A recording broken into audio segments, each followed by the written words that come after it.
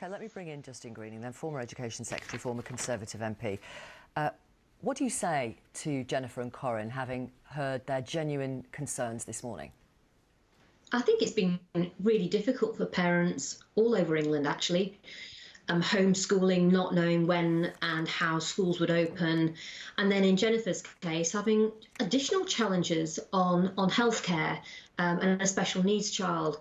I think what the government needs to do is to provide reassurance to parents that going back to school is safe. I think the Chief Medical Officer has been clear that that's certainly his view.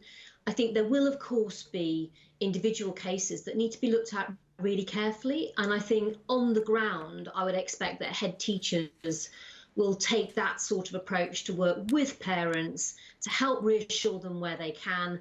But it is important that we get our schools open and that children are back in school. They've missed too many months of education. We get one shot at education in our life as a young person, and we've got to make sure that young people are back in full-time education.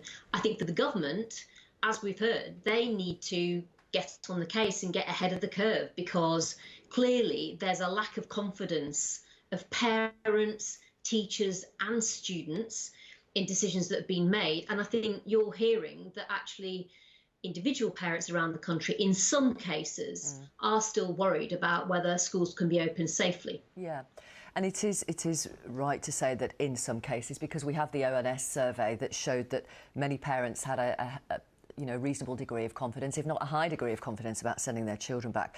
Justine Greening, do you feel another U-turn might be coming on masks for children over 12 in schools in England? I wouldn't be surprised. I think it makes sense to continue to review the guidance as to whether face masks in schools could help reduce the risk. From my perspective, if it can, then it is something that should be considered. We can see the decisions that's just been taken in Scotland for face masks being worn in more public areas of schools. That, to me, sounds sensible. And if there is a lack of confidence from some parents, I think all these sorts of steps can help make sure that parents understand that there's a clear strategy in place that they want to see, and we need set out by the government, for preventing COVID from spreading through schools being open, detecting cases when schools have been open, and then responding to those cases in terms of how you might lock down locally or shut schools locally or shut parts of schools locally. But if you're going to do that, then parents want to know that their children can be properly homeschooled. And we're still waiting to see what the plan is in relation to how children can learn remotely if they're back out of school again.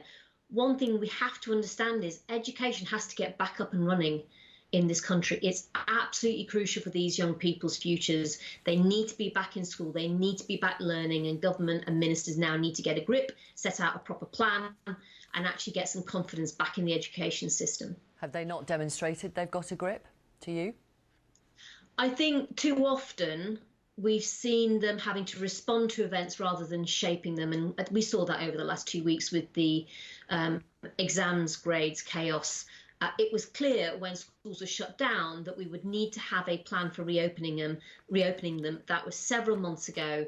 I think what you're seeing now is parents just not necessarily having confidence in decisions that are being made.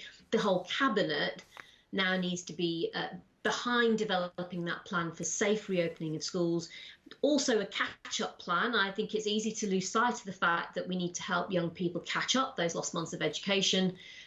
And then, as we've been hearing, for those schools where there are still challenges, for those pupils where there are still challenges and concerns, more specific, bespoke, personalised plans to help make sure that no child loses out on their education because of COVID. Thank you very much.